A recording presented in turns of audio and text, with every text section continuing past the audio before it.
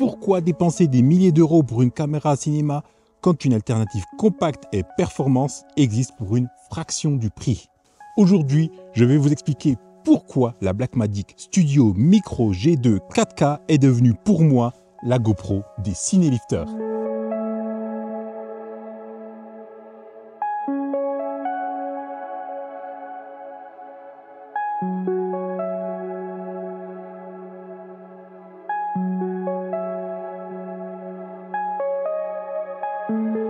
Si vous êtes déjà dans le drone FPV, il est possible que vous ayez ce genre de caméra d'action, une GoPro ou une DJI Action 4, Action 5, peut-être une Insta360 Ace Pro, je ne sais pas. Peu importe, vous avez ce genre de caméra-là. Pour les cinélifters comme ça, ici, c'est prévu pour emporter des caméras cinéma.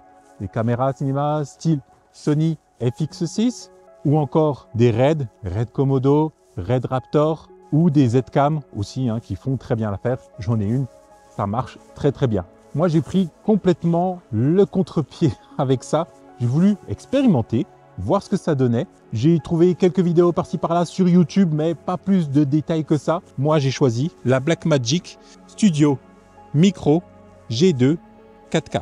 Vous voyez la taille de ma GoPro. Pour moi, c'est la GoPro des cinélifters. Pourquoi j'ai voulu expérimenter cette caméra-là?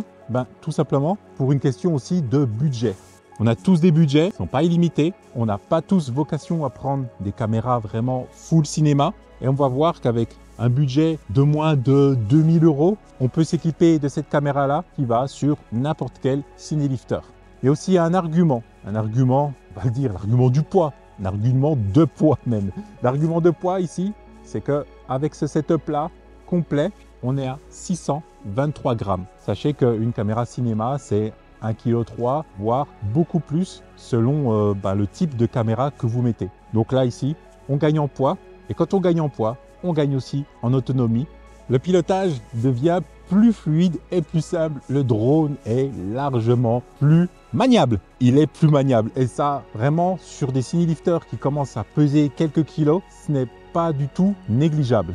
Et les caméras cinéma, en fait, elles ne sont pas forcément prévues pour se mettre sur un cinélifter. Souvent, elles sont assez complexes parce que c'est des caméras orientées cinéma. Donc, il y a des réglages à faire, etc., etc. Donc, une mise en œuvre un peu plus compliquée. Vous savez, j'ai la Z-Cam E2 M4. Elle filme en 4K, même en 4K DCI, 4096 par 2140. Mais elle représentait un certain poids. On s'approchait facilement des 1,5 kg. Il me fallait une solution plus accessible, mais sans faire de compromis sur la qualité d'image. Je voulais toujours de la 4K. Et la Blackmagic, ça a été ma solution. Pourquoi la Blackmagic s'impose par rapport à son choix, par rapport à mon choix? Vous voyez, depuis le début, je la porte dans ma main, compacte. Comme je l'ai dit, 623 grammes, elle est légère et elle est clairement abordable au niveau de son budget. Pour moi, elle était parfaite pour mettre sur un cinélifter, que ce soit avec le Centurion ou bien le Proxima. Vous voyez que ça donne un drone tout à fait compact. Déjà, le Centurion est un drone compact. Donc, si vous mettez juste cette caméra-là, vous voyez que ça ne dépasse pas plus que ça. Et ça reste une position largement centrale. Et ça ne perturbe pas le centre de gravité. Le prix, c'est l'argument de masse. Là-dessus, on est sur un boîtier à moins de 1000 €. Bien sûr, il n'y a pas d'objectif. C'est un capteur micro 4 tiers, mais je vous assure, il fait largement l'affaire. Là-dessus, vous ajoutez, c'est ce que je vous conseille, c'est l'objectif de chez Laowa, le 7,5 mm f2. Il est complètement manuel, mais vous allez trouver son point de focus assez facilement. Moi, je l'ai fait, donc il n'y a pas de raison que ça ne le fasse pas. L'objectif, vous le trouvez autour des 400 € environ. Donc là, on en a pour environ entre 1200 et 1300 € pour une caméra comme ça. Et aussi, l'argument de masse, ça aussi, c'est vraiment un gros avantage, c'est qu'il enregistre sur SSD. Il y a beaucoup de caméras qui enregistrent sur carte mémoire et des cartes mémoire style C-Fast ou C-Express avec des types particuliers et des prix qui décollent. Voilà, pour des fois 128 Go, vous devez payer 250 €, des trucs comme ça. 128 Go, un rush de 6 minutes là-dessus, c'est 58 Go. Donc, imaginez un peu la catastrophe. Donc là, on a un SSD de 1 Tera, le Samsung T7. Il y a un TPU de la Z-Cam E2 M4 que j'ai adapté là-dessus.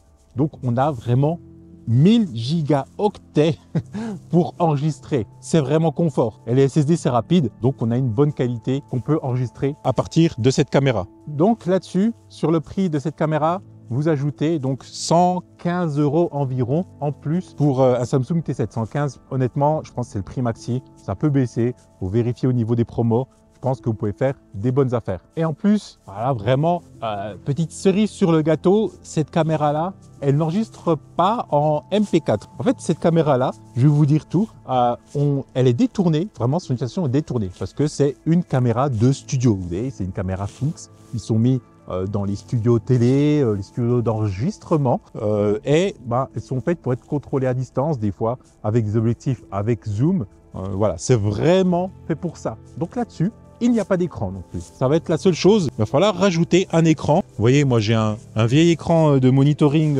Aputure. Et en fait, pour régler la caméra, je l'allume. Et du coup, voilà, je vois sur l'écran de monitoring ce qu'il se passe. Ça va être un petit peu le workflow un peu embêtant, pour pas dire chiant, par rapport à cette caméra. Mais il n'y a vraiment que ça, honnêtement. Après, ça se règle très rapidement. Il y a une bonne sensibilité à la lumière. Et en fait, pourquoi c'est extrêmement bon cette caméra-là? On n'enregistre pas en MP4 sur ce genre de caméra, du tout. On enregistre via le SSD et on enregistre en bureau. C'est du Blackmagic RAW. Je vous en ai déjà parlé dans une vidéo précédente. Le Blackmagic RAW, c'est le format Blackmagic. C'est pas du brut, c'est du format semi-brut en fait. Il permet d'avoir une grosse flexibilité en post-production. C'est-à-dire que vous pouvez jouer sur les gains quand vous avez une image trop sombre ou une image trop brûlée. Vous pouvez éventuellement bien rattraper ça sous DaVinci Resolve. Et ça, c'est vraiment un énorme plus. Je vous assure qu'il y a parfois où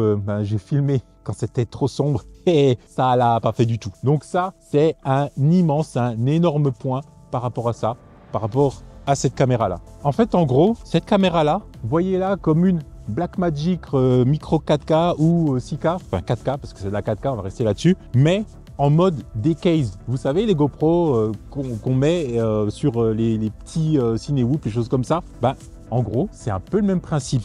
Dire qu'on a gardé l'essentiel de la caméra avec un port HDMI, avec un port USB-C. La batterie dessus, c'est une batterie Canon. LP quelque chose, je m'en rappelle jamais. Ça n'a pas une grosse autonomie. Si vous achetez ce genre de caméra, achetez plusieurs batteries comme ça. Faites bien attention au niveau de l'autonomie parce que il se peut qu'en cours de vol, et ça m'est arrivé en cours de vol, ça coupe. Donc achetez plusieurs batteries. Et encore un gros avantage, comme d'habitude, avec cette caméra-là, et pas des moindres, avec quasi toutes les caméras Blackmagic, c'est le fait qu'on peut l'utiliser sous Giroflow. Alors, dans un premier temps, encapsulé dans la vidéo, on a les données gyroscopiques en fait. Donc, il y a un gyro qui est intégré. Quand vous allez mettre le fichier dans Giroflow, ce qui va se passer, c'est qu'il va directement charger les données gyroscopiques. Ça, c'est top. Et du coup, c'est 100% compatible avec Giroflow. Il y a déjà des profils d'objectifs qui sont déjà créés. Moi, j'en ai un en particulier que j'utilise toujours et qui permet de stabiliser très rapidement, très facilement votre micro G2. Avec cette micro G2, vous aurez réellement un rendu comme on appelle cinéma. Pourquoi? C'est par rapport à la post-production avec DaVinci Resolve qui vous permet de faire un étalonnage assez poussé, vraiment très poussé même, et qui peut vous donner un rendu assez différent de ce que vous pouvez avoir avec une GoPro par exemple. En vol, qu'est-ce que ça donne réellement? Comme j'ai dit, on a vraiment un gain de maniabilité avec cette caméra-là. J'ai remplacé la Z-Cam, je la mets sur tous les cinelifters que j'ai pu construire. J'ai réellement vu un gain, que ce soit en autonomie et en maniabilité. C'est une caméra sur laquelle j'ai énormément de confiance. Et vraiment, le fait que ça enregistre sur un SSD, c'est pas toutes les caméras qui le font. Bien sûr, vous me direz, il n'y a pas de redondance, perte de données, etc. Mais c'est quand même une solution très économique au total, en fait. Vraiment, l'écosystème de cette caméra fait que c'est clairement économique. Allez, le budget environ, on va dire, allez, 1500 € environ. Voilà, regardez un petit peu, prenez une Z-Cam E2 M4 neuve. Par exemple, vous n'aurez pas ce prix-là. Donc clairement, je le clame haut et fort, cette caméra-là, elle est vraiment faite pour les cinelifters avec un budget au minimum possible avec des capacités maxi. Vous me connaissez, je suis jamais les trends, jamais les tendances, je review jamais les trucs qui sont en tendance parce que ça m'intéresse zéro. Je sors des sentiers battus et quand j'ai ce genre de caméra, elle correspond parfaitement à mes besoins, même si derrière il y a un workflow qui est pas hyper simple, mais qui est pas non plus infaisable. Hein. Honnêtement, c'est pas impossible. Ça, si vous êtes intéressé par le workflow en post-production, ça, je peux vous faire une vidéo complète sans souci. Mais quand je sors des sentiers battus et que j'ai ce résultat-là, je me dis que j'ai bien fait de faire les choix que j'ai fait, de prendre du temps là-dessus parce que ça vaut largement le coup pour le résultat que j'ai eu. Sortez des sentiers battus, vraiment. Pensez, comme on dit, think out of the box, pensez en dehors de la boîte. C'est le meilleur moyen des fois de réussir des choses qu'on ne pensait pas possibles. Je suis pas un gars qui fait des discours motivationnels ni des podcasts motivationnels. Moi, je dis juste ce que j'ai fait et le résultat que j'ai eu, que je vous présente après quelques mois d'essai, bien sûr. Si vous avez suivi la vidéo jusqu'ici, merci beaucoup en tout cas. Comme on va pas mettre sunset, on va mettre snow, S-N-O-W. Voilà, snow, la neige parce que je suis dans la neige, hein. Je suis sur ce qu'on appelle le plateau de Retors. Donc c'est sympa, c'est vraiment très joli. Beau coucher de soleil. Merci énormément, vraiment.